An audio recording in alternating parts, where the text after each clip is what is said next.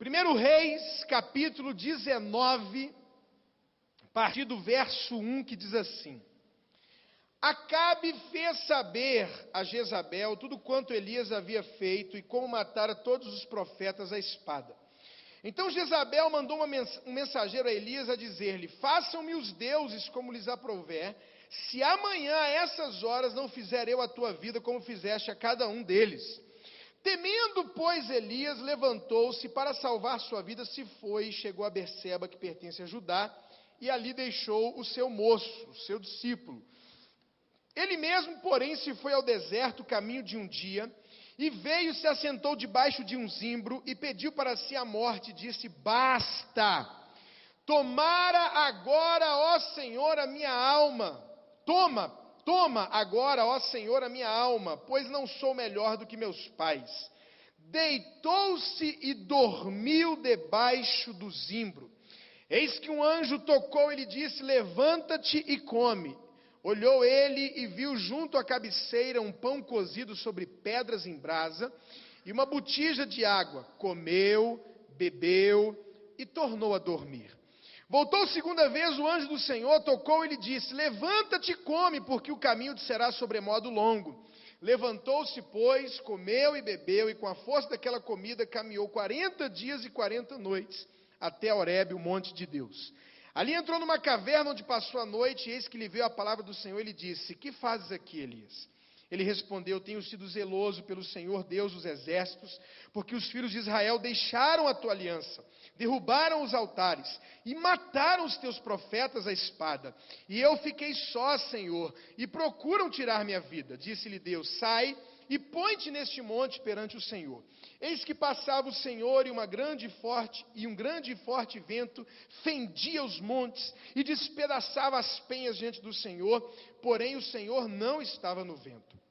Depois do vento um terremoto, mas o Senhor não estava no terremoto. Depois do terremoto um fogo, mas o Senhor não estava no fogo. E depois do fogo um cicio tranquilo e suave. Ouvindo, Elias envolveu o rosto no seu manto e saindo, pôs-se à entrada da caverna. Eis que lhe veio uma voz e lhe disse: Que fazes aqui, Elias? Ele respondeu: Tenho sido em extremo zeloso pelo Senhor Deus dos exércitos, porque os filhos de Israel deixaram a tua aliança, derrubaram os teus altares, mataram os teus profetas à espada, e eu fiquei só, e procuram tirar minha vida. Disse-lhe o Senhor: Vai, volta ao teu caminho para o deserto de Damasco, e em chegando lá, unge a Azael, rei sobre a Síria. A Jeú, filho de Ninsi, ungirás rei sobre Israel, e também Eliseu, filho de Safate, de Abel, Meolá, ungirás profeta em teu lugar. Quem escapar a espada de Azael, Jeú matará. Quem escapar a espada de Jeú, Eliseu matará. Também conservei em Israel 7.000, todos os joelhos que não se dobraram a Baal, e toda a boca que o não beijou. Partiu, pois, Elias dali, achou Eliseu, filho de Safate, que andava lavrando com 12 jumentas de bois adiante dele, e estava com a 12ª. Elias passou por ele, lançou o seu manto sobre ele, então deixou este os bois, correu após Elias e disse: Deixa-me beijar a meu pai e minha mãe, e então te seguirei. Elias respondeu-lhe: Vai e volta, pois já sabes o que fiz contigo. Voltou Eliseu de seguir a Elias, tomou a junta de bois, os imolou com os aparelhos dos bois, cozeu as carnes e as deu ao povo, e comeram. Então se dispôs e seguiu a Elias e o servia. Obrigado, Pai, por essa noite. Obrigado pela tua palavra, que sempre é nova, sempre é viva, sempre é eficaz. Sempre, meu Deus, é resposta, é solução, é bênção, é vitória. E eu te peço, meu amado, que o Senhor fale ao nosso coração e cumpra o teu propósito hoje com esta palavra, para a glória do teu nome, em nome de Jesus. Quem crê, diga amém. Amados, o tema da minha mensagem hoje é antidepressivo. Deus tem a solução para você. Olha aí para o seu querido e diz para ele: antidepressivo. Deus tem a solução para você. Fala assim para o seu irmão: chega de depressão. Amados, a palavra estresse, a palavra depressão está muito exageradamente comum e usada nos dias de hoje. É ou não é? Eu estava pensando, enquanto preparava essa mensagem, no tanto de vezes que a gente ouve no dia esse tipo de palavra. Pessoas por nada dizem: não, eu estou estressado. Você ouve isso direto. Não. Lá em casa, né? As minhas queridas filhas adolescentes, né? Ai, papai, eu estou estressada hoje. Gente, o negócio está tão sério, o negócio está tão forte, o negócio está tão comum, que esses dias eu ouvi o cúmulo do absurdo, que a minha cachorra estava estressada. Olha, isso que ela está passando pode ser estresse. Eu ouvi. Porque quando os donos ficam muito tempo longe de casa, o cachorro fica com saudade, estressado, com depressão. E aí ele vai e morde as coisas, e quebra as coisas, e fica agressivo, ou então fica melancólico. Então, gente, hoje bicho fica em depressão, peixe fica estressado, peixe, né, no aquário, você chega no aquário, por que ele está assim? Ele está estressado. O peixe está estressado. Irmão, a gente vai montar uma parte dos pessoal que cuida de bicho, como é que é da veterinária, que é a parte psicanálica da veterinária, os psicanalistas da veterinária, né? Chama ele porque, vem cá, peixinho, deixa eu te explicar, tal temperatura de água vai atirar o estresse do seu peixe. Olha, essa comida deixa ele muito agitado, então você põe tal comida para ele não ficar em depressão. Olha, ele está chorando, vê o peixe chorar dentro da água, é forte, né? Então, amados, está muito forte. Agora, a minha pergunta é, será que a Bíblia fala algo sobre depressão? Será que a Bíblia fala algo sobre como resolver a depressão, o estresse? Eu estava dando uma lida, eu podia encher vocês de informação sobre depressão e estresse, mas na verdade, a gente usa muito a palavra, muito mesmo, mas não há uma coisa fechada acerca do assunto. Eu fiquei até impressionado. A real causa de uma pessoa ter depressão. Não, pode ser isso, pode ser isso, pode ser isso, pode ser isso, pode ser isso, pode ser isso e mais isso, e pode ser um conjunto de tudo isso. O estresse, o estresse pode ser isso, pode ser isso, pode ser isso. Até tal nível de tristeza não é considerado depressão, mas é muito diferente uma estrutura emocional para outra. Então, ainda é um campo que está sendo pesquisado, analisado e por aí vai. Se você quiser saber alguma coisa a mais, e para te falar a verdade, querido, olha para mim, eu nem te aconselho a fazer isso. Se você quiser saber alguma coisa a mais, entra na internet, põe lá no Google e põe lá depressão, estresse, você vai ver. Mas eu nem te aconselho a ver esse tipo de coisa. Eu nem quero te encher de informação acerca do assunto. Eu não gosto de ficar sabendo de coisa ruim. A minha esposa, eu às vezes brigo com ela, porque começa lá um canal, não sei o que, explicando a síndrome do pânico. Eu não quero saber de síndrome do pânico. Eu não quero amanhã, se tiver, eu não quero nem saber que tem.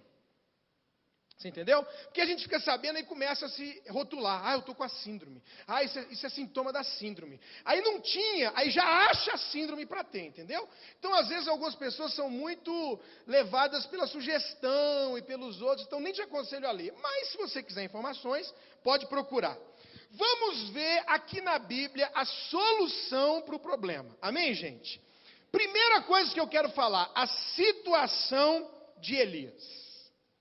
Qual era a situação de Elias? Se você voltar lá no capítulo 18 e nos capítulos anteriores, 17, por ali, você vai observar que Elias era o profeta, era o representante de Deus para aquela nação naquela época. O que aconteceu? Elias chegou e disse assim, gente, segundo a minha palavra, não vai chover aqui por 3 anos e meio. E o que aconteceu? Já começa um nível de estresse.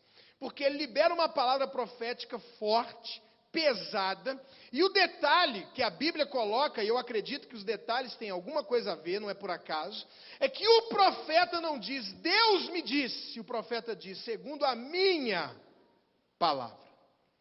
A minha palavra de profeta, eu estou falando, como juízo, não vai ter chuva sobre Israel durante 3 anos e meio. E quando eu preparava essa palavra, irmãos, me veio uma outra coisa que eu quero até comentar, não sei se um dia eu vou pregar. Eu fiquei impressionado porque depois que a chuva cai, o povo adora a Deus. Olha que interessante. Mas deixa eu te fazer uma pergunta. O fato de não chover já era uma manifestação do poder de Deus, sim ou não? Era ou não era? E por que o povo, quando não choveu, continuou adorando outros deuses que não o Senhor? Eu fiquei pensando um pouquinho hoje, quando eu preparava, eu pensei, gente, no momento da resposta, no momento do milagre, no momento da vitória, o povo reconheceu que só o Senhor é Deus. No momento da luta, no momento da prova, no momento em que Deus manifesta seu poder, mas negando a bênção, o povo permanece no pecado, mesmo vendo um sinal de Deus. Então Elias está vivendo esse clima. E esse clima vai trazendo um peso sobre o seu ministério. Isso aqui era o trabalho dele, era o ministério dele. Agora imagina o nível de estresse de Elias, de andar por Israel e ver o povo passando fome, criança morrendo, bicho morrendo, a nação na miséria, por causa de quê? Da palavra que ele tinha liberado. Olha só, irmãos.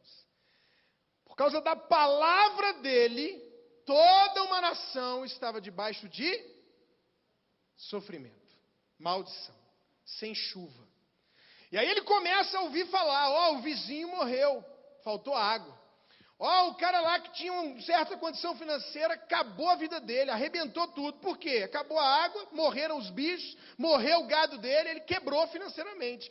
E Elias está convivendo no meio dessa nação, e eu não sei, irmãos, que tipo de reação as pessoas tinham com Elias. Talvez alguém falasse, você liberou essa palavra, seu miserável. Olha a situação, culpasse Elias pelo que eles estavam vivendo. Então Elias estava nessa situação muito complicada, muito difícil, debaixo de uma pressão muito grande, vivendo o ministério, e com certeza, eu posso dizer com certeza, até porque a gente vai mostrar outras coisas aqui que podem comprovar isso, Elias começa esse talvez com certeza, é um com certeza talvez, ele começa a pensar assim, gente, essa palavra que eu liberei, será que ela foi a melhor palavra?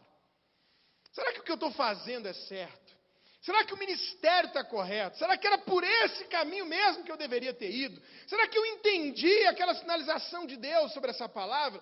Em alguns momentos, talvez, ele tenha questionado, será que era isso? Será que era isso? E ele está debaixo dessa pressão. E ele está vivendo ali 1 mês, 2, 6 meses, 1 ano, 2 anos, 3 anos. Eu acho que ele não via a hora de chegar nos 3 anos e meio, onde ele poderia desfazer a palavra. Quando vai chegando no finalzinho, aí ele vira e começa a viver uma situação, conversar com as autoridades, conversar com um rei sem vergonha, um rei mandado pela mulher, um rei banana, entendeu? Um rei fraco, um rei pecador, e ele tem que tratar com esse rei, e ele manda avisar para o rei, manda avisar para o rei que vai chover.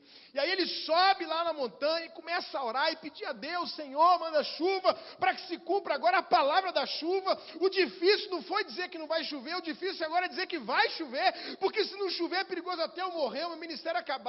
E ele começa a pedir a Deus, começa a pedir a Deus, vai lá e vê se tem alguma nuvem. Não tem, olha o estresse. Vai lá e vê se tem alguma nuvem. Não tem. Vai lá e vê se tem alguma nuvem. Tem uma nuvenzinha do tamanho da palma da mão de um homem. Graças a Deus, avisa o rei para correr que está vindo a chuva. Mas antes disso, ele enfrenta quem? Quem lembra dessa história?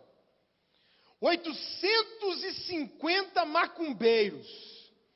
Ele enfrenta 850 homens enviados do diabo, do inimigo. Ele enfrenta 400 homens de Baal e 450 de Azera, ou é o contrário, isso não importa. 850 homens que ele desafia. E, irmãos, ele tem agora um auditório, a nação, a liderança, os reis, todo mundo lá. E ele fica zombando. Olha o nível de pressão em cima desse homem, né? De carga em cima desse homem. Irmão, deixa eu dizer uma coisa para você.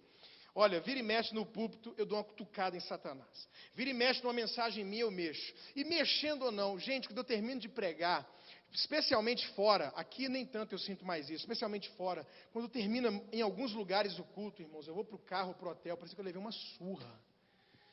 Eu sinto no meu corpo a batalha que acontece no mundo espiritual. Sente isso, João? É só quem vive para saber. Porque você está diante de um homem que não tem frescura, está diante de um homem que se ficar duas, três noites sem dormir, não deita, e eu dou conta. Então, se terminar uma pregação de 1 hora, uma coisa que eu amo fazer, e eu terminar morto, cansado, quebrado, pedindo arrego, ela vê. Tem lugares que eu termino de pregar, eu quero pregar mais uma, mais duas, mas tem lugar, irmão, que eu termino de pregar. Agora mesmo onde eu terminava de pregar, eu falava, meu Deus do céu, o que é isso? Quebrado, morto. Aqui, quando eu comecei essa igreja, os 2 primeiros anos, eu terminava de pregar, eu acordava no outro dia com o corpo dolorido, parecia que eu tinha feito exercício físico apanhado.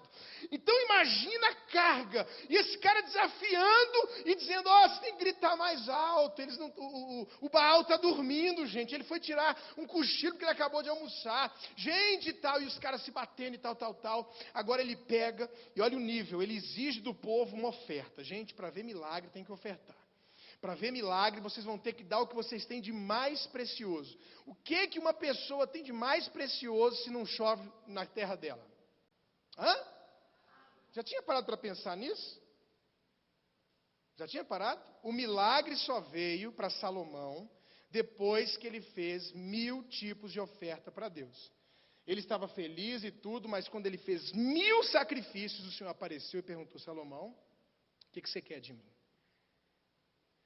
Elias falou, gente, vocês querem ver o milagre? Quero. Então pega o que vocês têm de mais precioso e joga no chão. Água.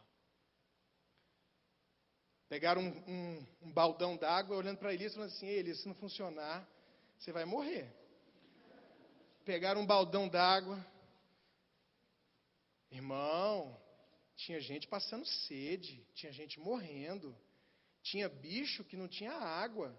Aquilo ali era o ouro, não tinha nada. Joga no chão essa água aí. Pronto, eles, não, eu quero 7 cântaros de água. Eu quero que o barro chupe, fique úmido e fique o laguinho de água. Porque a Bíblia diz que ficou um rego d'água. Ficou lá aquele tanto de água e o povo... meu irmão, tem que funcionar, viu? Senão...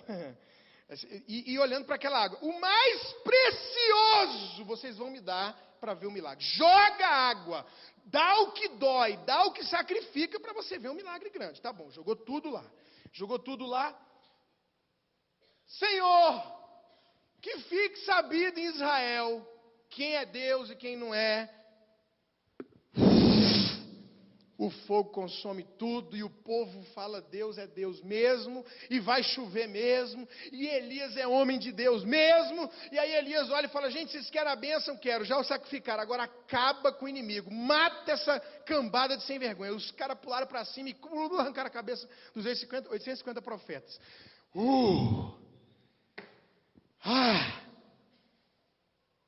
Aí Elias está debaixo dessa pressão. Agora Elias está tranquilo, mas ele viveu um grande momento. As emoções foram lá em cima, né? Aquela agonia, todos os anos que ele passou debaixo de pressão pessoal, dos outros, da circunstância e tudo mais. Aí ele recebe uma palavra, olha, você vai morrer. A rainha mandou dizer que o que você fez aos profetas, se amanhã de manhã ela não fizer com você, os deuses podem fazer o que quiser com ela. E aí Elias, debaixo dessa pressão, foge. Então, essa é a situação que a gente está vivendo. Eu quero trazer agora uma puxadinha para os pastores. Gente, eu estava pensando sobre a minha vida, sobre a sua vida, sobre a nossa, aspas, profissão. O pastor não tem como medir, mensurar o fruto do seu trabalho. Eu não sei se para você... Porque eu lembro quando eu era assim como pastor Léo, como pastor Marques, co-pastor, pastor auxiliar. Gente, eu não sentia peso nenhum no ministério. Eu não sei se vocês sentem, eu não sentia. Vida boa é vida de co-pastor. Eu falo isso porque eu nunca quis ser presidente e até hoje eu falo, você não quer me devolver para o co-pastorado? Vida boa, não tem preocupação, não tem pressão. Mas hoje, irmãos, como responsável de um ministério, família de sucesso, responsável de igrejas, Eu fico pensando, gente, como é que eu posso medir o que eu tenho feito? Como é que eu posso medir o que eu tenho realizado? E não tem como. Como é que você mede? Gente, eu vou contar uma coisa para vocês. Eu não sei, é uma coisa assim impressionante. Às vezes eu prego aqui, ou em um lugar, e eu penso assim, gente, essa foi uma mensagem que eu falo para mim mesmo, cara, parabéns. Aí eu olho assim, irmãos, parece que não tem fruto nenhum, e ninguém fala nada. Aí às vezes eu prego uma mensagem que eu falo para mim mesmo, rapaz, você devia fazer outra coisa, porque foi ruim demais. E aí, irmão, tanto fruto e tanto retorno. Como que a gente vai medir um trem desse? De repente eu estou numa situação assim, pensando, gente, o que eu estou fazendo? Estou dando minha vida, estou fazendo isso, isso e isso. Aí eu fico pensando, meditando e tal, de repente eu vi um testemunho na internet. Pastor, eu ouvi a sua mensagem, mudou a minha vida. Eu estou morando na Austrália. Pastor, estou morando nos Estados Unidos. Pastor, estou morando no Nordeste. Pastor, estou morando não sei aonde. Irmãos, alguém esteve visitando Balneário Camboriú, Blumenau, e as minhas mensagens lá, eu nunca fui lá. Eu nunca fui naqueles lados. Mensagem lá em Porto Velho, mensagem não sei aonde, eu estou ouvindo, eu repassei, eu mandei para não sei aonde, pastor, eu espalhei para não sei aonde. Irmãos, quantas e quantas e quantas pessoas estão sendo abençoadas pelo nosso ministério pastoral e a gente nem imagina, nem sonha, nem sabe. Por quê? Não tem como você medir, mensurar o que a gente está fazendo. E eu penso que Elias, como ministro de Deus, vivia mais ou menos isso. Gente, até onde está alcançando? Até que ponto está valendo a pena? Então, a situação de Elias era essa, de muita pressão. Segunda coisa, sintomas. Depois de toda essa situação, começam os sintomas da depressão e do estresse. Então vamos lá, agora você vai identificar você, um amigo, ou futuramente, se você tiver que passar, já saber como é que resolve. O que eu vou falar hoje não só tira você da depressão, como evita que você entre na depressão. Fala para quem está do seu lado. Fala, o que você está ouvindo agora, tira da depressão, ou evita que você entre lá. Então, essa é a situação de Elias. Muita pressão, muito peso, muito trabalho, sem descanso e etc. Sintomas: cansaço. Você acha que Elias ficou cansado de tudo isso, sim ou não? Ficou. Outro sintoma, esse aqui é o que você tem que observar na sua vida e na vida dos outros: isolamento.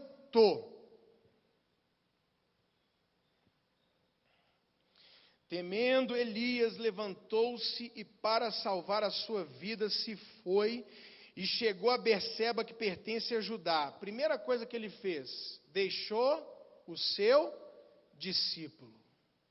Eu quero ficar sozinho. Gente, querer ficar sozinho é problema? Não. Querer ficar sozinho é sintoma de estresse ou depressão? Não. Um momento. Não é isso? Hoje eu quero ficar sozinho. E eu não sei, especialmente os homens têm isso. Pelo menos eu tenho. Aquela hora que você fala assim, ó, deixa eu ficar sozinho, em paz. Eu não quero ver mulher, não quero ver menino, eu não quero ver ninguém, eu quero ficar sozinho. Por favor, respeitem a gente. Amém, irmãs? Porque as mulheres querem ficar, quer falar, quer falar. Ai, meu Deus. Agora, quando você quer se isolar, tem problema? Tem problema. Tem problema. A primeira atitude pesada de Elias foi buscar o isolamento. Foi buscar ficar sozinho. Ó, fica aí. Ele mesmo, porém, se foi para onde? Para o deserto. Irmão, não precisou ninguém levar ele para o deserto. Ele mesmo caçou o deserto. Cadê um deserto para eu ficar? Então, irmãos, é muito perigoso o isolamento. Quais são alguns sintomas? Diga comigo: tristeza. Pastor, ficar triste é problema? Não, mas ficar triste sempre é problema. Desânimo. Desânimo, fica desanimado. Vem vontade de parar, vontade de sumir, vontade de desistir, sem sentido para fazer as coisas. E o último estágio, vem a vontade de morrer. Temendo Elias, levantou-se para salvar a sua vida, se foi, chegou a Berseba, que pertence a Judá, e ali deixou o seu discípulo. Ele mesmo, porém, se foi ao deserto, caminho de um dia, bem longe, e veio e se sentou debaixo de um zimbro, e pediu para si a morte.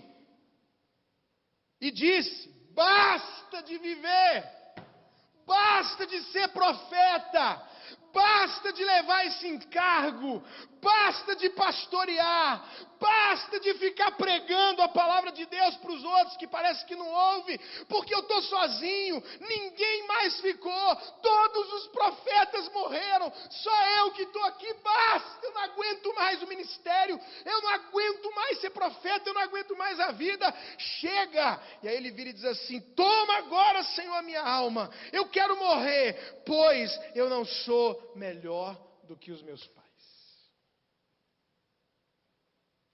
Irmãos, alguns anos atrás, se falasse que um crente tinha depressão, vinha 5 expulsar o demônio dele. Não aceitava. Porque antigamente, mais do que hoje, que isso acontece ainda hoje, se espiritualizava tudo. Se pisou num prego, foi o diabo que colocou o prego. Se a máquina de lavar, com 40 anos de uso, quebrou, foi o diabo que quebrou a máquina de lavar. Não foi Deus que quebrou para você trocar essa miséria. Se acontecia qualquer coisa, é o diabo, é o diabo, é o diabo. Então, a pessoa, ela não podia se dar o direito de viver e de ter esse momento. E eu vou dizer para você, irmãos, olha aqui. Elias, o profeta, o cara. Ninguém fez, ninguém viveu, ele é o cara. Simplesmente ele vai ser uma das testemunhas. Junto com Moisés, ele é Elias, o homem do Velho Testamento. Ele teve depressão. A Bíblia diz lá na frente em Hebreus: olha, você, Tiago, você é homem sujeito aos mesmos sentimentos de Elias. Elias era sujeito ao sentimento que você. E ele orou com instância para não chover, e não choveu. Ele era homem, ele passou problema, ele teve crise, ele teve dificuldade, ele teve depressão, porque viveu essa situação que a gente já citou, e ele viveu todo esse sentimento. Ele cansou, ficou triste, desanimado, teve vontade de parar, vontade de sumir, desistir, não tinha sentido mais para fazer as coisas, e no fim ele já estava pedindo para morrer. Olha para o seu irmão e fala assim para ele: não responda para mim, não responda alto. Mas você já sentiu essas coisas?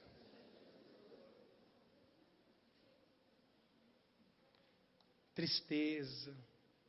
Não é porque alguém morreu. Se alguém morreu, você fica triste. Sem motivo. Um dia após o outro, a tristeza. Sabe que tristeza doente é essa? É exatamente essa tristeza aqui, ó. É quando você pensa assim: gente, eu não tenho motivo para estar assim, mas estou. Essa é a tristeza doente. Quando você pensa: gente, eu não tenho motivo para estar assim, eu tenho saúde, eu tenho família, por que eu estou sentindo isso? Mas está lá, está sentindo. Negar o sentimento não é bom. Quando algum amigo vem tentando dizer: não, rapaz, se anima, ele piora a sua situação, porque traz peso e culpa. Essa pessoa não sabe o que está fazendo, está tentando te ajudar, está atrapalhando. Você tem que se divertir. Não, levanta. Ou então, se ele diz: larga de moleza. Tudo isso atrapalha.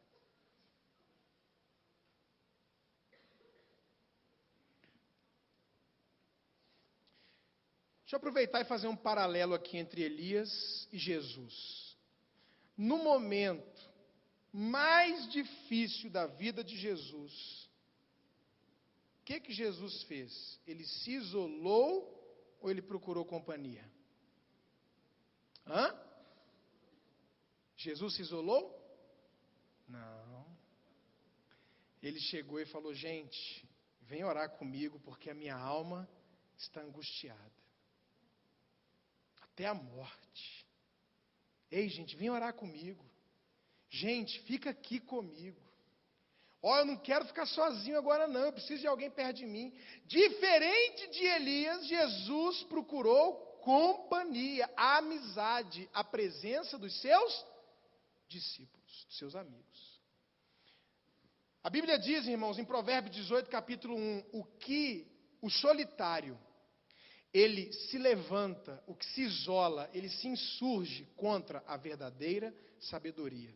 Uma coisa que você não pode fazer no momento que você está passando uma situação difícil na sua vida é se isolar.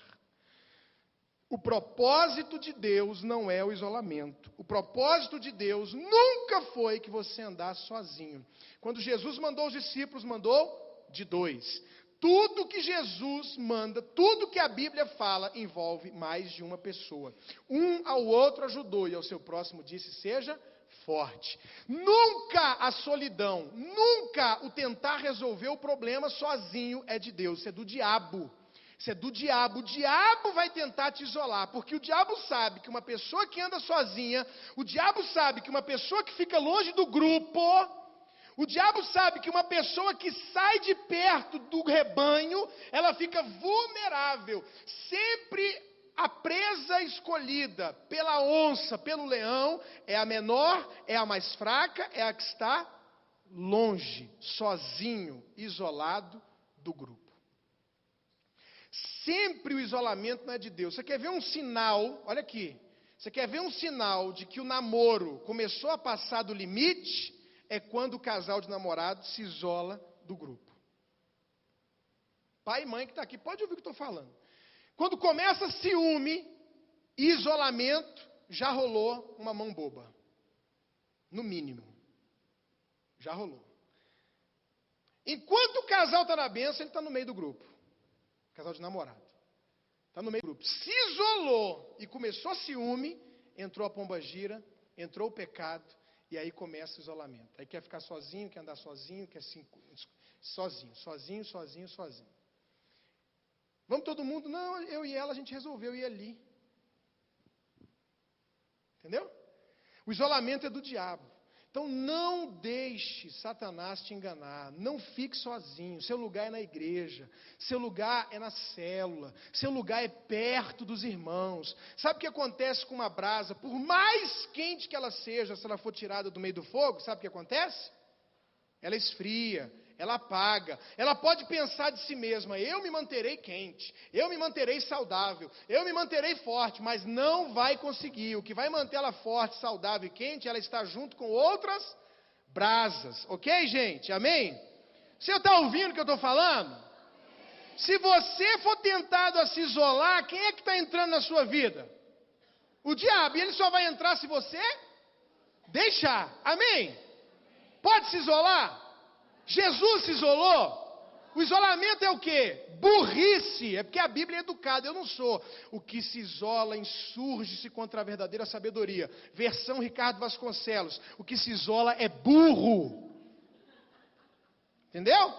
Amém, gente? Solução.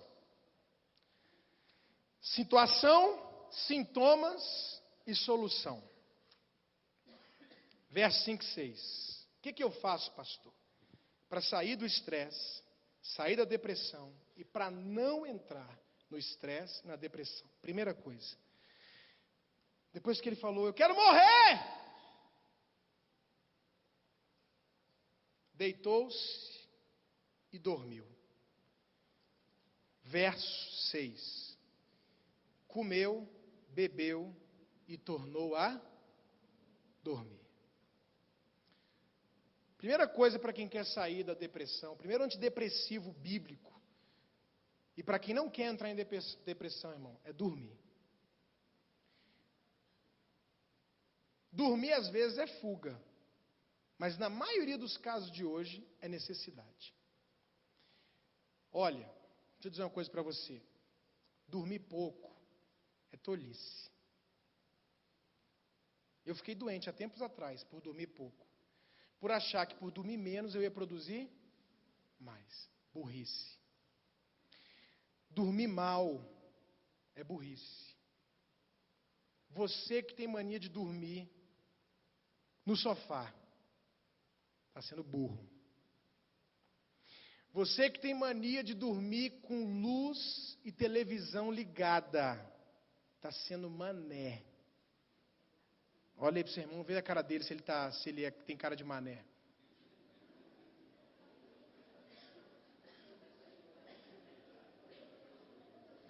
Você que dorme ouvindo música, você está destruindo seu sono. Deixa eu explicar para você, eu não vou entrar em detalhes, só acredita. Se não quiser acreditar, pesquisa, se não quiser, continua vivendo a sua vida.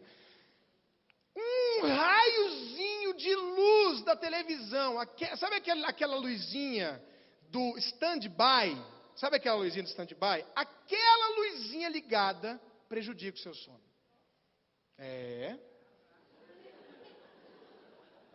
Prejudica, isso é comprovado cientificamente. A luz, deixa eu te falar uma coisa, se você estiver dormindo, olha só, depois você vê se procede ou não. Se você estiver dormindo com aquele negócio do olho de artista, com um negócio no ouvido, com um pano na cara para não pegar nada de luz, e o sol, uma luz que não seja, a luz que não queima, não incomoda, for ligada e pegar na sua pele, atrapalha o seu sono. Por isso que se dorme que horas? À noite. Por isso que Deus fez a noite. Essa luz ligada, enquanto você está dormindo, você pode estar com o olho tampado. O fato dela pegar aqui, ó, o fato de um fechozinho de luz do sol tocar, já altera o seu sono. Por isso que você dorme e vive cansado. Porque a televisão está ligada. Não tem como ter um sono profundo. Porque tem som no ouvido da televisão ou do negócio, não tem como ter sono profundo. Não tem como você realmente descansar. Sabe por quê, querido? Que a gente hoje tem tanta dificuldade de lembrar das coisas? Sabe por quê que é comum hoje todo mundo ser esquecido? Eu falei para o Carvalho assim ontem, Carvalho, me lembra domingo tal coisa no culto? Ele falou, pastor, você está falando com alguém mais esquecido do que o senhor. E hoje não é comum você ouvir as pessoas falando, eu não lembro de mais nada, eu não consigo lembrar. Sabe por quê? Uma das coisas que faz com que a memória trabalhe bem, seja restaurada, é uma boa noite de sono. Deixa eu dizer uma coisa para você, irmão. Olha para mim. Seja fresco para dormir. Coloque um travesseiro no meio da sua perna. Abrace outro. Apague. Lá em casa, os meninos dormem. Aquela luz da televisão, eu pego o controle. Isso há meses, há anos eu faço isso. Eu tampo aquela luzinha para não incomodar meus filhinhos. Entendeu? Eu desligo tudo. Eu fecho tudo. Eu deixo eles. A gente tem que dormir bem. Pastor, esse dormir pouco significa o quê? Gente, tem gente que com 4 horas de sono, isso aí já é uma questão pessoal, está satisfeito. É uma coisa que diferencia. Há um padrão de 8 horas, a gente que precisa de 10, a gente que precisa de 6, 4. Mas o normal é que você precisa dormir quanto tempo por noite? 12.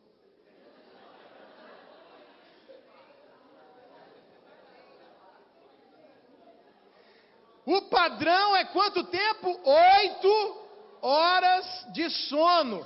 Adianta dormir 2, acordar, depois dormir, acordar? Não adianta. É dormir, fechar o olho agora e só abrir no outro dia. Tem que dormir, você precisa descansar.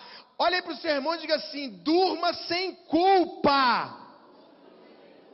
Porque, irmão, na sociedade hoje, dormir traz culpa. Vagabundo, preguiçoso, você não quer nada, só quer dormir. Os nossos pais, porque dorme, irmão, mas é tanta conversa. Meu avô dizia que não dormia umas 12 horas por dia picado. Qual é o ideal, pastor? O ideal é ter hora para dormir e hora para acordar. Esse é o ideal. Vai dormir, irmão, desliga o celular. Olha aqui para mim, eu sou pastor, eu tenho que atender gente, mas você pergunta se você me acha quando eu estiver dormindo. Acha não. Eu desligo os celulares, eu desligo o telefone. Quando eu vou para um hotel, que eu viajo, quando chega lá, eu desligo o celular e eu desligo o telefone de lá atrás do hotel. Porque esses dias aí, um tempo atrás, uma camareira, eu falei, pelo amor de Deus, eu estou dormindo. O pastor quer me acordar no meio da tarde e perguntar se estou com fome. Então eu desligo, coloco a plaquinha, não perturbe, desligo tudo e vou dormir. Na minha casa a gente desliga tudo, para tudo. Você tem que desligar tudo, guardar tudo. Não durma mal. O que é a primeira coisa que Elias foi fazer depois da depressão dele? Dormir. E Deus brigou com ele? Reclamou com ele? Não. Deus fez a gente para trabalhar, mas também fez a gente para descansar. Olha para o seu irmão também e diga assim, põe o dedo assim e fala assim, observe um dia na semana para você descansar. Se você não fizer isso, está pecando.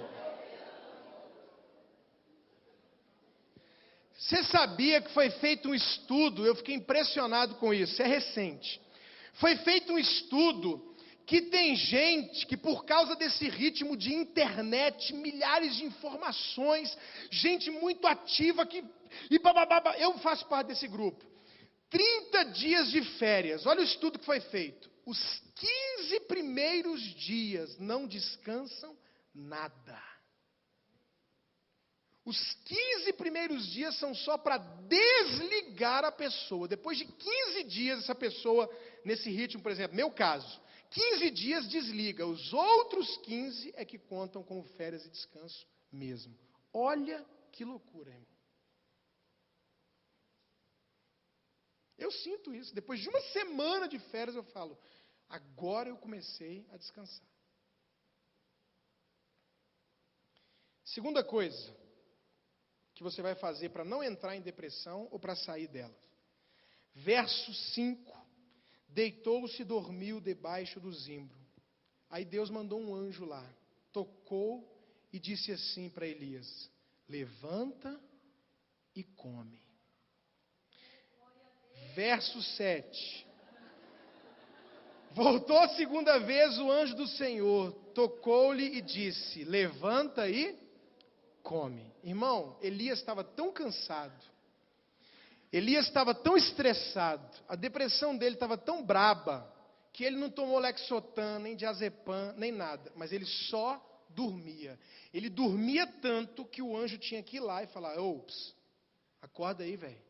Aí ele abriu o olho, estava a comida pronta do lado da cama dele. A Bíblia diz que um pãozinho que Deus mandou para ele, feito na pedra. Fala aí, se Elias não é o cara. Deus nunca mandou pão para mim na pedra, irmão. Eu vou fazer uma reclamação. Pãozinho na pedra, aguinha. O que Elias fazia? Olha o que a Bíblia diz. Dormia de novo. Aí o anjo ia lá e falava, Elias, cara, come. Estava lá o pãozinho, a água, ele comia, bebia e dormia. Segunda coisa, comer. Comer bem, na hora, com calma. Não seja um trator de Jesus para comer, irmão. Quando a comida bate no seu estômago, demora 20 minutos para ser enviada a mensagem de que tem comida. É por isso que a pessoa come 3 pratos, porque... Aí depois que aí quando vai chegar a sensação, a informação de que entrou comida, já comeu 3 vezes mais. Irmãos, eu já perdi a conta das vezes. A minha esposa já enjoou da gente terminar um jantar e eu falar assim, amor, eu comi demais. Ela já enjoou de ouvir eu falar isso. Até eu estou enjoando. Amor, eu passei do limite. Amor, eu comi demais. Porque eu como rápido demais.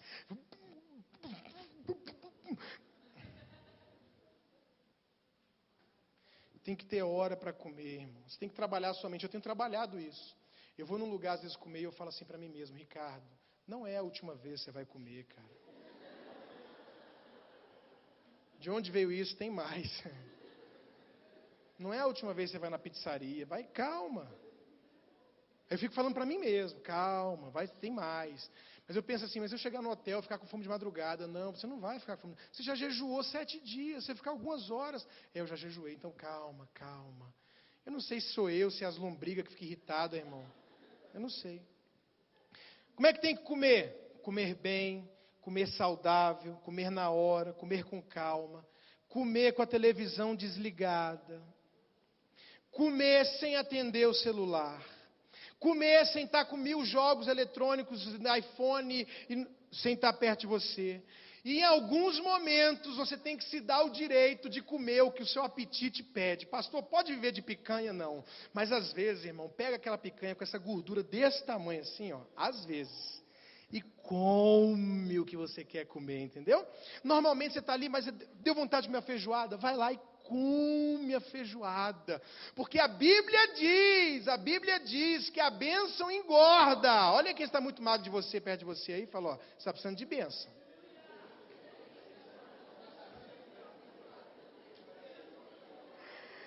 A Bíblia diz que Deus falou, deixa a gordura para mim. Por quê?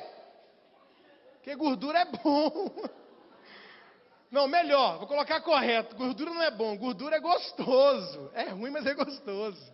Entendeu? Porque a Bíblia diz que o nosso Deus satisfaz o nosso apetite. Não é a necessidade, é até mesmo o apetite, é o desejo daquela comida. Eu queria comer isso. Então, irmão, a gente tem que comer bem, comer fruta da estação. Ó, frango é veneno, larga de ser bobo, é hormônio puro, por isso que os homens estão tudo desmunhecando.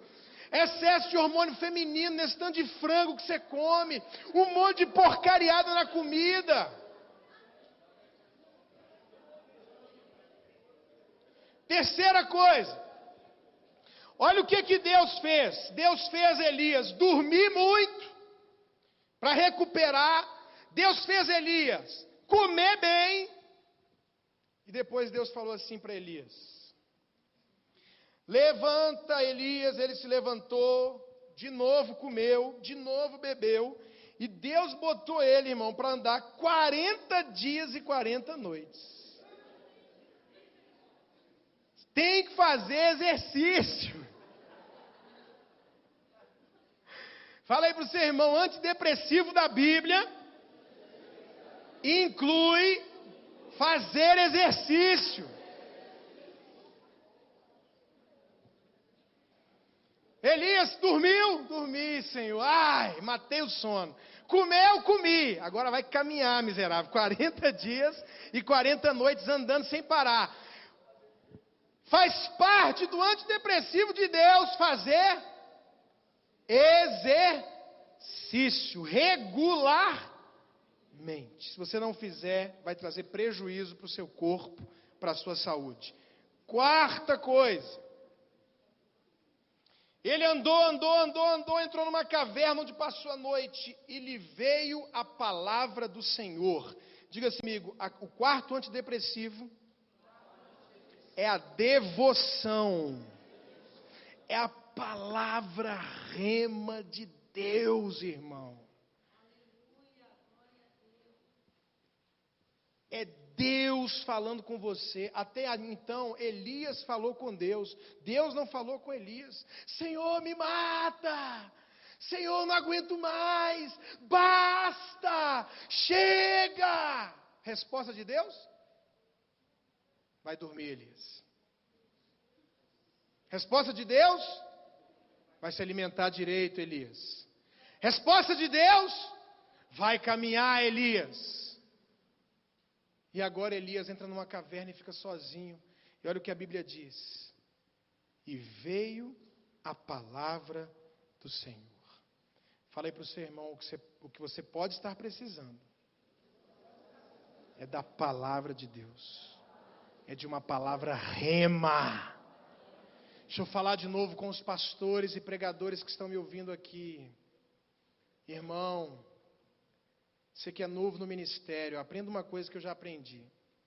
Não leia a Bíblia pensando na mensagem que você vai pregar. Leia a Bíblia para você. Hora de preparar a mensagem é hora de preparar a mensagem. Hora de ouvir Deus falar com você é hora de ouvir Deus falar com você. Aí o cara está na devoção dele, eu e meu Deus. Aí ele pega a Bíblia e começa. Caraca, isso dá uma mensagem. Aí para de ouvir Deus, vai preparar o que vai falar para os outros. Deixa eu te falar o que eu faço. Na minha devocional, eu comendo a palavra de Deus, se alguma coisa vem, eu anoto, separo e continuo a minha, não é a sua, irmão, a minha devocional. Aí quando eu vou preparar a sua mensagem, aí eu pego Bíblia, concordância, um livro, uma outra Bíblia, um comentário, e aí eu preparo a mensagem que eu vou dar para você.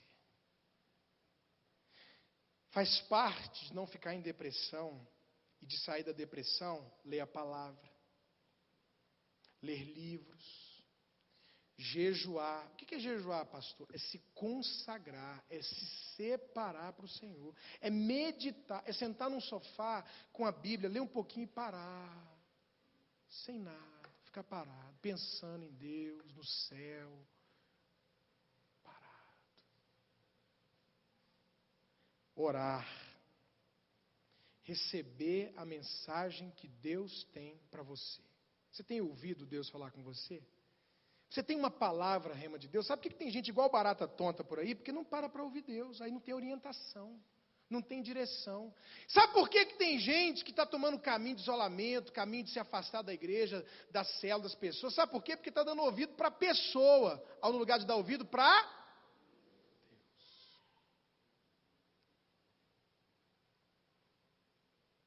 Entendeu? Eu tenho que ouvir quem? Deus.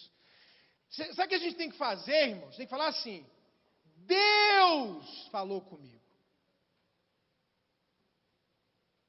Porque se Deus não falou, irmão, deixa eu te ensinar uma coisa. Aprende uma coisa hoje, Judásio. Aprende uma coisa.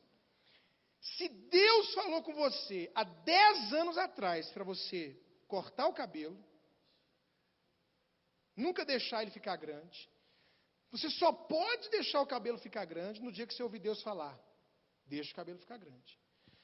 Sempre que você não tiver uma palavra de Deus, você tem que ficar com qual palavra? Com a última que você recebeu. Ok? Qual foi a última palavra que você teve, pastor? Essa. Já quis fazer isso, já pensei em fazer aquilo, já cogitei aquilo, já deslumbrei aquilo, vislumbrei aquilo, mas a palavra que eu tenho, a última que eu tenho, qual é? É essa. Então é nessa que eu vou ficar, até que uma palavra rema de Deus venha para que eu me mova e não quebre a minha cara. Amém? Quinta coisa. Desabafar. Quem quer sair da depressão ou não entrar nela precisa desabafar. Ele olhou para Deus e disse: eu tenho sido zeloso, Senhor. Os filhos de Israel deixaram a tua aliança, falou mal dos irmãos dele, derrubaram os teus altares, mataram os teus profetas. E eu estou aqui sozinho, eu estou com medo porque estão querendo me matar. Ele desabafou. Olha para o seu irmão e diga assim: Deus sempre estará à sua disposição. Fala assim: mas eu profetizo, Ele colocará pessoas capazes para te ouvir, sem te culpar, sem te julgar, sem te acusar e sem te abandonar. Amém? Fica se milindrando demais, fica se limitando demais, fica político demais, fica fresco demais, fica com medo de falar e ofender os outros demais, e vai se fechando, e vai ficando muito fechado, esquisito. Aí dá no que dá, porque o que não sai, vai explodindo aqui dentro. Tem que soltar toda hora, pastor? Não. Tem que falar o que quer, do jeito que quer? Não. Mas tem hora que tem que desabafar. Não sei se você me entendeu. Entendeu? Posso chegar e falar o que eu quero. Mesmo que depois eu fale: poxa, essas palavras aqui passaram um pouquinho do limite, mas eu precisava desabafar. abafar. Eu penso assim, se você não pensa, fica à vontade. Penúltimo. O que impede a gente de entrar em depressão e o que faz a gente sair dela são novos desafios. Mas antes de entrar aqui, deixa eu só ver uma coisa aqui no verso 10. O que Elias falou? Tenho sido zeloso pelo Senhor. Deus podia falar assim: sua justiça é como trapo de imundícia, rapaz. Os filhos de Israel deixaram a tua aliança. Para de falar mal do teu irmão. Derrubaram os teus altares, mataram os teus profetas. Eu fiquei só e estão tentando tirar minha vida, covarde. Podia ter falado um monte de coisa para ele. O que Deus falou? Disse-lhe Deus, palavra de Deus: eu vou te usar, rapaz. Vai lá para fora. Eu quero te dar uma experiência. Então, sexta coisa. Uma coisa que tira a gente da depressão, ou que impede a gente de entrar nela, são novos desafios. Deus olhou para ele e disse assim: olha, Elias, o momento que você está vivendo, você não precisa de fogo, nem de barulho, porque a Bíblia diz, vai lá para fora. E Deus estava lá. E só na hora que estava bem calmo, é que Elias saiu. Porque ele não estava para barulho. Ele estava para coisa tranquila. E lhe veio a voz e lhe disse: que fazes aqui, Elias, nessa caverna? Respondeu tudo de novo, desabafou de novo. Deus fez ele falar 2 vezes do problema dele. E aí Deus deu para ele uma nova missão. Elias, volta ao teu caminho para o deserto. Você vai ungir um rei, vai ungir um profeta em teu lugar. Você vai fazer coisas. E esse novo desafio, uma nova missão, um novo chamado, um novo propósito, fez com que Elias saísse da depressão. Sabe por quê, irmãos? Porque eu nunca vi a Bíblia dizendo assim, e Deus dizendo: eis que faço coisa velha no meio de vós. Mas o nosso Deus é Deus de coisas novas, porque Ele diz: eis que faço coisa nova no meio de vós. Aí, irmãos, as pessoas querem que a igreja seja hoje, como a igreja foi há 50 anos atrás. Mas Deus está mandando eu dizer para você, isso aqui, ó, Ele não está dizendo hoje, olha, eis que continua a fazer coisas velhas. O nosso Deus diz assim: eis que faço coisa nova no meio de vós. Profetiza para o seu irmão: Deus tem para você novos desafios, novas missões. Ele não é o Deus do velho. Ele é o Deus das coisas novas. Ele profetiza, Ele fará coisas novas na sua vida. E por último, se você quiser não entrar em depressão, e se você quiser sair da depressão, você tem que ter humildade. Verso 18. Depois de tanto desabafar, depois de tanto murmurar, depois de tanto reclamar, Deus não repreendeu o desabafo de Elias, mas disse assim: Elias, só quero te falar uma coisa. Não pensa que você é mais do que você é. Elias, não pensa que você é mais do que você é. Porque eu conservei em Israel 7.000 joelhos que não se dobraram a Baal e a boca que não o beijou. O que Elias estava dizendo para Deus? Só eu fiquei. Só eu sou crente. Só eu faço a tua vontade. Só eu cubro o teu propósito. E ele poderia dizer também: só eu tenho problema, Senhor. E Deus virou para ele e falou assim: Elias, não é assim não.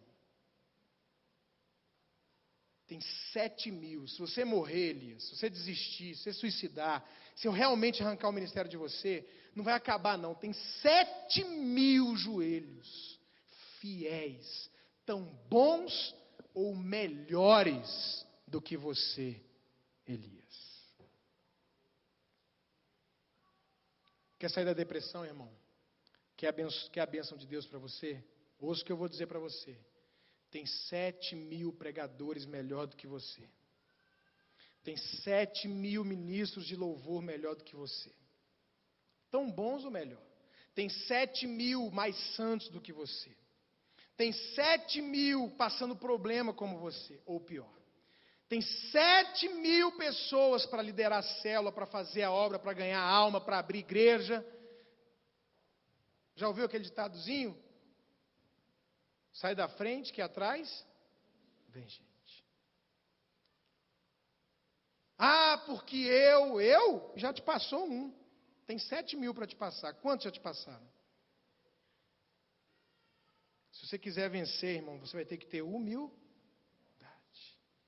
Quem poderia levar esta igreja senão eu, Senhor? 7.000. Ó Deus, quem poderá fazer esse ministério senão eu? Quem profetizará senão eu? Quem pregará senão eu? Ó Deus, ó Deus, ó Deus, ó Deus. E Deus virou no finalzinho e disse assim: ó Elias, tem 7.000 tão bons ou melhores do que você. Eu entendo sua depressão, entendo o estresse que você viveu, a pressão, mas não pense de você mais do que você na verdade é. Porque o grande erro de Satanás, irmãos, foi pensar que ele era a luz, quando na verdade tudo que ele era um portador da luz. Nós somos portadores da luz. A luz pode estar brilhando forte na nossa vida, mas nós somos como a lua. A gente depende do reflexo do sol. Se o sol sair, fica tudo escuro. Feche seus olhos.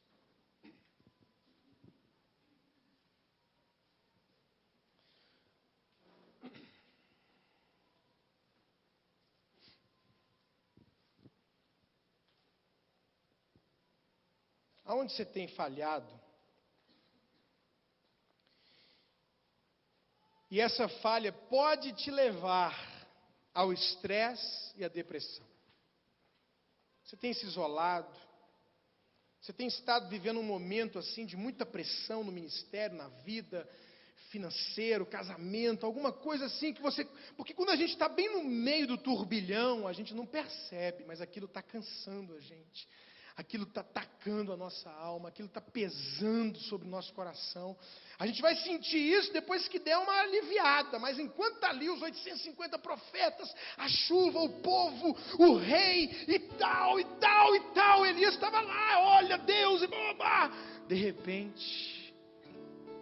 repente, quando tudo parou, medo, cansaço, tristeza, desânimo, vontade de parar, sem sentido para fazer, vontade de morrer.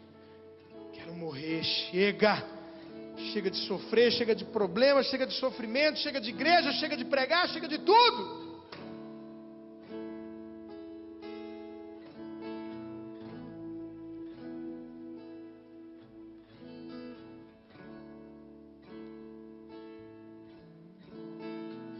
Situação que você está vivendo, os sintomas que você está vivendo e a solução: dormir. Dormir bem. Um sono de qualidade. Descansar uma vez por semana. Tirar férias. Parar. Meditar. Relaxar. Comer. Comer bem. Fruta, verdura, legume. Na hora certa. Do jeito certo, sem televisão, sem celular, tranquilo, momento bom, sagrado, familiar, de comer, fazer exercícios, regularmente, ter seu momento devocional, parar para ouvir Deus, receber a palavra de Deus, ler a palavra, orar, jejuar, se consagrar, estar na igreja, abrir célula, ajudar pessoas a encontrarem Jesus, desabafar, colocar para fora. Se você não tem uma pessoa ainda, você tem Deus. Ele não vai te culpar, te julgar, te abandonar, te acusar. Receber novos desafios, novas missões, e ser humilde. Saber que você não está sozinho, nem nos problemas e nem nas glórias. Se Elias não fizesse tudo isso, tinha 7.000 para fazer.